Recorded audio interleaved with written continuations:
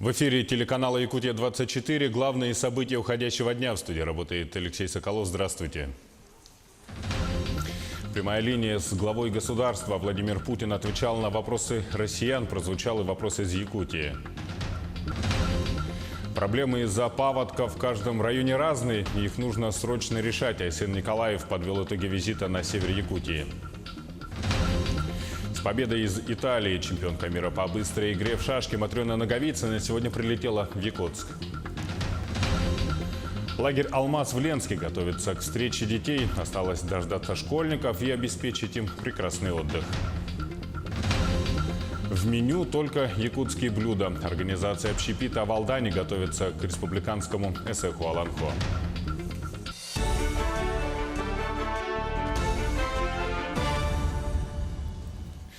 Несколько минут назад завершилась традиционная прямая линия с Владимиром Путиным. Глава государства отвечал на вопросы россиян. Свой вопрос мог озвучить и преподаватель из Якутска Михаил Ваганов. Предлагаем вашему вниманию вопрос и ответ. Меня зовут Ваганов Михаил Сергеевич. Я являюсь преподавателем государственного бюджетного образовательного учреждения среднего профессионального образования Республики Саха-Якутия. Согласно ваших майских указов, моя заработная плата повысилась с 1 января 2018 года в размере около 60 тысяч рублей. Но это продлилось всего 3 месяца. А с апреля заработная плата опять уменьшилась. Сказали, было распоряжение, где сохранять среднюю заработную плату по региону в течение первого квартала 2018 года. Хочу спросить вас, повышение заработной платы носит только временный характер или должна сохраниться постоянно? Спасибо за возможность задать вам вопрос. Поздравляю вас с победой на выборах и желаю вам успехов в нелегком вашем труде. Спасибо большое вам и за пожелания, спасибо вам за поддержку, разумеется, и за ваш вопрос. Это важный вопрос. Я уже обращал внимание на то, что достигнутые показатели по уровню заработной платы в социальной сфере, в том числе в школьном звене, в звене среднего специального образования или высшей школе, он должен быть не только сохранен, но и приумножен. Он должен двигаться дальше в сторону повышения в связи с увеличением средней заработной платы по региону или, соответственно, по отрасли. Там в разных случаях по-разному это регулируется. То, что вы говорите, это связано с началом нового финансового года. Но я предупреждал об этом своих коллег в регионах Российской Федерации. Ни в коем случае нельзя опускать эту планку. А нужно, повторяю еще раз, двигаться только наверх, вперед, в соответствии с ростом доходов населения и ростом доходов в тех или иных отраслях, либо по регионам. Значит, вот я, пользуясь вашим вопросом, хочу еще раз на это обратить внимание руководителей российских регионов. Мы обязательно это обсудим на одном из ближайших госсоветов. И попрошу и администрацию, и правительство Российской Федерации, министров соответствующих, возглавляющих те или иные отрасли, проанализировать ситуацию и доложить мне в самое ближайшее время, что происходит. Что касается Саха-Якутии республики, вот у нас исполняющий обязанности новый на экране здесь появился. Я попросил бы вас прокомментировать это. Айсен Николаев. Да, прошу вас. Уважаемый Владимир Владимирович, мы с данной ситуацией разберемся. Повышение заработной платы у нас в республике произошло. Никаких уменьшений быть не должно было. Я с Министерством образования республики буквально завтра разберемся. Я думаю, что решения будут приняты по исполнению ваших майских указов полными. Очень на это надеюсь, рассчитываю. Вы человек, который знает ситуацию в республике, давно там работаете, а это вы там не пришлый человек, не со стороны. Я жду от вас доклада. Одним из первых посылов стало заявление главы государства о том, что бесконечные обвинения в адрес России носят сдерживающий характер развития страны, отметив, что это ошибочная политика. По его словам, это происходит от того, что в России видят конкурента. Конечно, потому что Почему это делается? Потому что видят в России угрозу, видят, что Россия становится для них конкурентом. Не представляется, что это очень ошибочная политика, потому что нужно не сдерживать кого бы то ни было, в том числе и Россию, а наладить конструктивное взаимодействие. И тогда общий эффект для мировой экономики будет исключительно позитивным, причем для подавляющего большинства участников международного общения. И понимание этого все-таки приходит к нашим партнерам. В ходе прямой линии глава государства прокомментировал и рост цен на бензин, который наблюдается в последнее время. Путин назвал это недопустимым и объяснил, что предпринимает правительство для стабилизации цен на топливо. Правительство приняло уже ряд решений на этот счет. Напомню, совсем недавно это было сделано. Кстати говоря, в диалоге с нашими ведущими нефтегазовыми компаниями что было сделано? Во-первых, снижен акциз по бензину на 3, по дистопливу на 2. На 2000, на 3 и на 2000. Значит, принято решение отменить планировавшееся ранее с 1 июля этого года дальнейшее повышение акцизов, его не будет. Вот к осени текущего года должны быть приняты дополнительные меры по стабилизации ситуации на рынке. Президент ответил также на вопрос относительно высоких цен на авиабилеты из регионов Дальнего Востока в Центральную Россию, в том числе из Якутии. По словам Путина, необходимо расширить географию и временные интервалы применения субсидированных тарифов. Кроме того, правительство страны уже сделало первые шаги к снижению стоимости билетов, обнулив налог на добавленную стоимость на перелеты на Дальний Восток. Первое, что нужно сделать, это, конечно, расширить географию. Она постепенно расширяется, применение таких субсидий, и расширить время применения использования субсидий, ну и возрастные группы. Но это частные точечные решения, хотя они тоже востребованы и могут быть реализованы. Ну и, наконец, все-таки самое главное решение, может быть, в преддверии сегодняшнего нашего мероприятия, или просто уже подготовленное заранее, но, во всяком случае, такое решение по Дальнему Востоку вчера или позавчера правительством было принято, а именно решение об обнулении НДС на вот эти перевозки. Это первый очень важный, существенный шаг в снижении стоимости билета. Но посмотрим, как будет работать эта практика. Президент России Владимир Путин заявил и о том, что сервисам YouTube и Instagram не грозит блокировка в России. Об этом он сказал, отвечая на вопрос блогера, который сообщил, что в интернете ходят слухи о закрытии данных соцсетей. Глава государства отметил, что он также в курсе ситуации с Telegram, который по решению суда заблокирован на территории Российской Федерации. Вот вы на своем месте, и вы сейчас сказали, что вы волнуетесь. Но и я на своем месте тоже волнуюсь. Знаете, за что? За безопасность людей. Вот когда представители, допустим, правоохранительных и специальных служб мне говорят, что после взрывов в петербургском метро они не могли отследить переписку террористов, не могли вовремя принять решение, потому что она зашифрована, а террористы этим пользуются. Ну, как я должен на это реагировать? Ведь вопросы безопасности в первую очередь, не правда ли? Но в то же время я сам работал в специальных службах и знаю, что легче всего запретить. Труднее найти цивилизованные способы решения. Поэтому я буду побуждать всех своих коллег идти именно по этому пути. Именно по пути использования самими спецслужбами, правоохранительными органами современных средств борьбы с правонарушениями и в том числе с террористическими проявлениями, не ограничивая пространство свободы, в том числе в интернете. К другим событиям. Проблемы, возникшие в результате паводка на реке Колыме, в каждом из районов разные. И руководству республики надо срочно принимать меры для их решения. Такой вывод сделал Айсен Николаев по итогам двухдневной работы в группе колымских районов. За это время руководитель региона посетил Верхнеколымский, Среднеколымский и Нижнеколымский районы, где встретился с жителями, провел оперативное совещание правительственной комиссии по предупреждению и ликвидации чрезвычайных ситуаций и дал поручение по проведению аварийно-восстановительных работ. Сейчас пик весеннего половодья проходит в Нижнеколымском районе. Подтопленное село Колымское и взлетно-посадочная полоса в поселке Черский. Практически полностью затоплено село Походск. Сегодня нам надо принимать очень оперативные меры для решения тех проблем, которые в этих районах созданы. В каждом районе они, несмотря на схожесть, все-таки разные.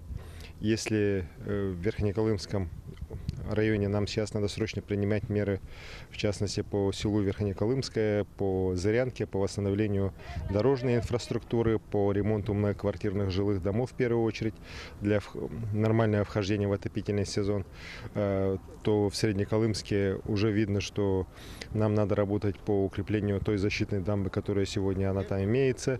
В перспективе надо работать по вопросам вообще переселения людей из той зоны, которая постоянно у нас подтапливается по Среднеколымску. Есть у нас вопросы, связанные с тем, что сейчас в связи с повышением уровней воды по Алазее у нас Свата и Аргахтах тоже будут, скорее всего, подтоплены, и нам надо принимать превентивные меры, в том числе по линии Министерства сельского хозяйства. Ну а в Нижнеколымском улусе мы видим, что на самом деле вот оно сейчас как раз наводнение продолжается, и нам надо достаточно оперативно меры принимать не только по восстановлению инфраструктуры в наших селах, но и, например, в частности, по вывозу людей из Черского, тех, кто уже в эти дни должен был уже вылетать, у кого были авиабилеты, например, в частности, да, там свыше 100 людей набирается, те, кто как раз потеряли свое право проезда именно из-за наводнения. И уже сегодня в Якутске Айсен Николаев провел встречу с депутатами Ултумена, где поблагодарил их за совместную работу и обозначил задачи на ближайшее будущее. В приоритете, конечно же, ликвидация последствий паводка по всей республике. Также Айсен Николаев обозначил необходимость оптимизации госбюджета и пересмотра стратегии развития республики до 2030 года с учетом новых майских указов Владимира Путина. А сейчас небольшой блок рекламы и смотрите далее. С победой из Италии чемпионка мира по быстрой игре в шашки Матрена Наговицына сегодня прилетела в Якутск. Лагерь «Алмаз» в Ленске готовится к встрече детей. Осталось дождаться школьников и обеспечить им прекрасный отдых. В меню только якутские блюда. Организация общепита в Алдане готовится к республиканскому эсэку Аланхо. В эфире телеканал «Якутия-24», и мы продолжаем наш выпуск. Завершена реорганизация компании «Упрдор-Вилюй» путем присоединения к нему федеральной дороги Колыма. Решение приняли еще в январе, а уже сегодня состоялось торжественное мероприятие по поводу соединения нескольких управлений, начиная от Мирного до Колымы. На мероприятии побывала Лана Ильина. В результате реорганизации Федерального казенного управления «Упрдор-Вилюй» становится правопреемником созданием филиала в поселке Теплый Ключ и в городе Магадан. Сейчас мы видим исторический момент. К управлению федеральной дороги Вилюй присоединена дорога Колыма от Якутска до Магадана. Теперь это самое крупное федеральное управление, не имеющее по своей протяженности аналогов в России. В настоящее время полным ходом идут ремонтные работы по реконструкции двух участков дороги. Это участки автодороги между Якутском и селом Бердигестях горного района протяженностью 30 километров. Третья категория дороги, ширина земляного полотна 12 метров, ширина проезжей части 10 метров и ширина обочин по 1 метру. Запланирована сдача объекта в августе этого года. Общая протяженность участка федеральной автомагистрали Р-504 Колыма от города Якутска до города Магадан составляет более 1000 километров. Вот у нас на содержании Магаданская и Аткинская порядка 450 километров автодорог. Вот, автодороги с переходным типом покрытия. Вот, 4-й и 5-й категории. Реформа в структурах Росавтодора федеральных дорожных агентств прошла по всей России. Реконструкция коснулась 10 учреждений. Наименование пока Вилюй остается, но к осени, после завершения строительно-монтажных работ, учреждение будет переименовано Северо-Восточное управление, которое проходит дорогу у нас по Иркутской области, по всей территории Якутии, вдоль и поперек, и по Магаданской области до города Магадан. Общая протяженность дороги после укрупнения управления федерального казенного учреждения «Упрдор-Вилюй» составляет более 4000 километров. Лана Ильина, Павел Пахомов, Якутск. Профилактическая акция «Внимание! Переезд» стартовала на железной дороге в Южной Якутии. Мероприятие призвано обратить внимание водителей автомашин на необходимость строгого соблюдения правил дорожного движения при пересечении железнодорожных переездов. Более подробно в материале Екатерины Павловой. Акция «Внимание! Переезд» проходит в канун Международного дня привлечения внимания к железнодорожным переездам. Железнодорожники совместно с представителями ГИБДД проводят ее во всем районе. И начали с железнодорожного переезда с наиболее интенсивным автомобильным потоком на автодороге Беркакит-Нерингри. Если взять в целом по России, по сети дорог, только за истекший период 2018 года допущено уже 106 случаев ДТП на железнодорожных переездах. Статистика не очень хорошая, соответственно, мы должны принять все меры для того, чтобы довести для участников дорожного движения о важности и о степени последствий при ДТП на железной дороге. Железнодорожники вместе с инспекторами ДПС во время рейдов выявляют нарушителей, автовладельцам напоминают правила проезда через пути, проводят профилактические беседы, раздают памятки. Наблюдайте деятельность при пересечении железной дороги. Удачи на дорогах. Железнодорожники и госавтоинспекция призывают автовладельцев ответственно относиться к личной безопасности и безопасности окружающих людей. И в любом случае, независимо от сигнала светофора, положения шлагбаума, указаний дежурного по переезду, не забывать убедиться в отсутствии приближающегося поезда. От соблюдения правил дорожного движения зависит не только жизнь водителя, но также жизнь и здоровье пассажиров автотранспорта и поезда, машинистов. Екатерина Павлова, Вадим Барашков, Нерингри. Уплата налога на недвижимость с этого года рассчитывается из кадастровой стоимости. Ранее налог начислялся от инвентаризационной стоимости жилья, но при этом предусмотрены некоторые вычеты. Так, с комнаты вычет составит 10 квадратных метров, для квартиры 20, а для жилого дома вычет будет составлять 50 квадратных метров. Если гражданин не согласен с порядком расчета кадастровой стоимости, то он должен обратиться в Росреестр.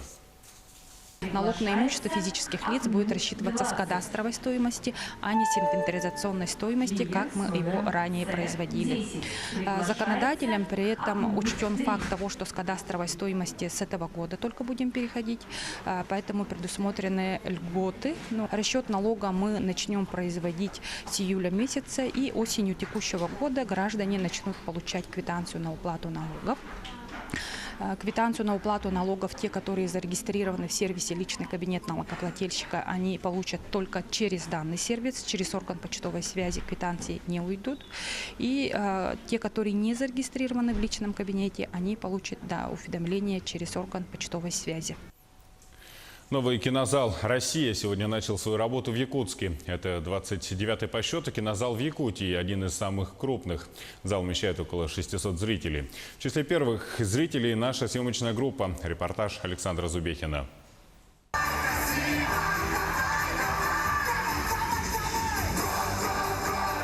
Прошли 3 долгих года, и вот заявка одобрена. Российский фонд кино выделил 5 миллионов рублей на закупку нового оборудования. Теперь в зале новый проект от Барка бельгийского производства. Звук из 16 колонок окружения мощностью 200 Вт каждая, а также новый экран со специальным серебряным напылением шириной 11 метров. Усиленное светоотражение, да? Тем самым здесь будет очень качественная картинка, и я уверен, что здесь будет звук лучше, чем во всех других остальных кинотеатрах, да? За счет того, что здесь практически концертный звук. Здесь будет очень комфортно смотреть фильмы, я думаю, музыкальные. В течение 3 лет в репертуаре проката России должно быть до 50% фильмов отечественного производства. А в день открытия премьера российский фильм «Первые». Но у нас будут демонстрироваться фильмы и казах-фильма, и киргиз-фильма, и Грузия-фильма, и, конечно, других стран. И сейчас налаживаем творческие контакты с людьми, которые, будут показывать свое авторское фильмы, документальные фильмы. Кроме того, новый кинотеатр порадует зрителей выгодной ценой на билеты. У нас будет, социальный подход. Билеты, на детские фильмы будут стоить от 100 рублей, а на взрослые, фильмы от 200 рублей. Конечно, это будет гораздо, 2 раза, наверное, дешевле, стоимость, наших билетов в кино в других кинотеатрах города Якутска. В будущем на премьерные показы сюда планируют приглашать известных актеров, также создать клуб кинолюбителей. Александр Зубехин, Дилусин Акентьев, Якутск. Детская оздоровительная база «Алмаз» в Ленске готовится к встрече детей. На завершающей стадии косметический ремонт и отделка помещений разной функциональности. Штат лагеря также полностью укомплектован. Осталось только дождаться школьников и обеспечить им прекрасный отдых. Корпуса, в которых детям предстоит провести лето, практически готовы к приему. Завершен косметический ремонт, установлена новая мебель и спальные места. Оборудованы санузлы. Строители выполняют монтажные работы по навесу облицовки над крыльцом здания. Другой персонал занимается покраской беседок, скамеек и других объектов. На предмет безопасности проверяются и все игровые площадки. Перед запуском обязательно они проходят все проходят осмотр, это все актируется.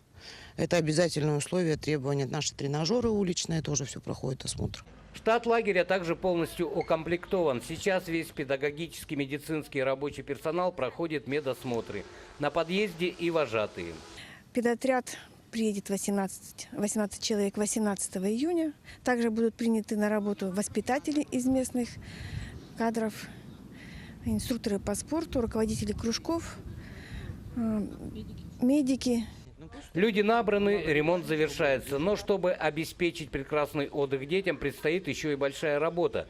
Реконструкция футбольного поля и запуск бассейна. У нас буквально вчера приехал подрядчик с города Якутска. Будет у нас производиться строительство футбольного поля с искусственной травой. По бассейну, значит, у нас приезжает подрядчик с города Санкт-Петербурга, СМС-сервис, будет вестись водоподготовка, запуск воды в бассейн. Также на днях будет проведено дополнительное озеленение и украшение окружающего ландшафта подрядчиком из Мирного. Немного времени и детская оздоровительная база готова. Еще 2 недели и лагерь «Алмаз» встретит детей. За летний сезон здесь отдохнет более 600 ребятишек. Причем не только из города Ленска, но и соседних – Мирного и Удачного. Сергей Евсюков, Виталий Андреев, Ленск. Триумфальное выступление якутской спортсменки, чемпионка мира по быстрой игре в шашки Матрена Наговицына сегодня прилетела в Якутск, где ее встречали тренер Николай Кычкин, руководство школы высшего спортивного мастерства, а также родственники. Напомним, соревнования проходили в Италии, в городе Бергамо. Помимо победы в личном первенстве, Матрена возглавила список в командных соревнованиях. В конечном итоге она завоевала 3 золотых медали. Чемпионка мира сегодня же встретилась с журналистами. Очень насыщенные, очень такие острые, очень сильные соперники были. Всего 33 соперницы играли из 9 стран, из них 10 гроссмейстеров, очень сильные. Конечно, играла с теми, с кем уже знакома, но еще были очень сильные молодые шашистки, которые удивили своей игрой. В Алдане продолжается подготовка к республиканскому Сыхуаланхо, который пройдет в конце месяца. Местные пункты питания вносят изменения в меню и изучают приготовление национальных блюд. Репортаж Руслана Павлова. Блюда и выпечка Центра общественного питания Кимё славятся у алданских жителей и гостей города. Здесь всегда накормят вкусно и качественно, поэтому продукция Кимё присутствует на всех массовых мероприятиях. В преддверии Сыхуаланхо здесь обновляют меню, ведут закуп продуктов, из которых будут готовить блюда якутской кухни. Мы не будем уклоняться от традиций праздника и начнем готовить якутские блюда. По якутским блюдам у нас рекомендуется для приготовления на Исах похлебка. Мы будем готовить саламат, потом будем готовить оладьи, якутские национальные вафли. Для кормления и размещения участников и гостей праздника задействована практически вся сфера услуг. Уже подтверждено прибытие на Исах более 1500 официальных лиц. Мы практически уже готовы, все места подготовлены для размещения и питания гостей, которых уже на сегодняшний момент ожидается более 1600 именно официальных делегаций, не считая тех гостей, которые приедут самостоятельно. Кипит работа и в плотницких мастерских. Здесь изготавливают элементы для священного дерева аулукмас. Их более сотни. Работа ручная и кропотливая. Да, трудоемкая. Это ручная работа, как бы. Вот сколько необходимо выполнить элементов вам? Сейчас уже все заканчиваем. Вот только 2 шита осталось лежат. Организаторы пока не раскрывают всех нюансов сооружения священного древа, но заверяют, что алданский Аллукмаз будет зрелищным сюрпризом для участников праздника. Руслан Павлов, Сергей Шипачев, Алдан. Далее эфир телеканала «Якутия-24» продолжает дайджест новостей Ленского района. Я слово передаю моему коллеге Сергею Евсюкову. Добрый вечер, Республика. 6 июня в Ленске произошло дорожно-транспортное происшествие со смертельным исходом. Недалеко от города аварию потерпел автомобиль Suzuki Escudo с 3 молодыми людьми. Один из них скончался на месте, 2 других доставлены в больницу с различными повреждениями. Сейчас врачи Ленской ЦРБ совместно с республиканскими коллегами ведут лечение пострадавших в ДТП. В настоящее время у нас ведутся телемедицинские консультации с травматологическим отделением города Якутска. То есть все медицинские необходимые мероприятия нами проводятся. Консультации все необходимые также проводятся. То есть вопрос по ним решается коллегиально нашими специалистами и специалистами республиканского уровня. Лето наступило. Долгожданная пора принесла с собой не только солнце и отдых, но и некоторые опасности. За прошедший период 2018 года уже зарегистрировано 15 случаев укусов людей клещами, из них детей 4. Вообще за последние годы наблюдается определенная динамика подобных происшествий. Так, в 2016 году было зарегистрировано 36 укусов, из них 6 детей. В 2017 уже 79 случаев, в которых пострадало 10 подростков. Детская оздоровительная база «Алмаз» готовится к встрече детей. В корпусах практически завершен косметический ремонт. Установлена новая мебель, спальные места, оборудованы санузлы. Строители выполняют монтажные работы по навесу облицовки над крыльцом зданий. Другой персонал производит покраску беседок, скамеек и других объектов. Также на завершающей стадии отделка и ремонт клуба, столовой и бассейна. К приезду детей проверяются все игровые площадки и тренажеры. Впереди еще ряд других работ по запуску бассейна, реконструкции футбольного поля и ландшафтному дизайну. Еще 2 недели и лагерь примет первую смену отдыхающих. Всего за летний сезон здесь отдохнет более 600 ребятишек из городов Ленска, Мирного и Удачного. На сегодня это все новости. Я прощаюсь с вами. Всего доброго.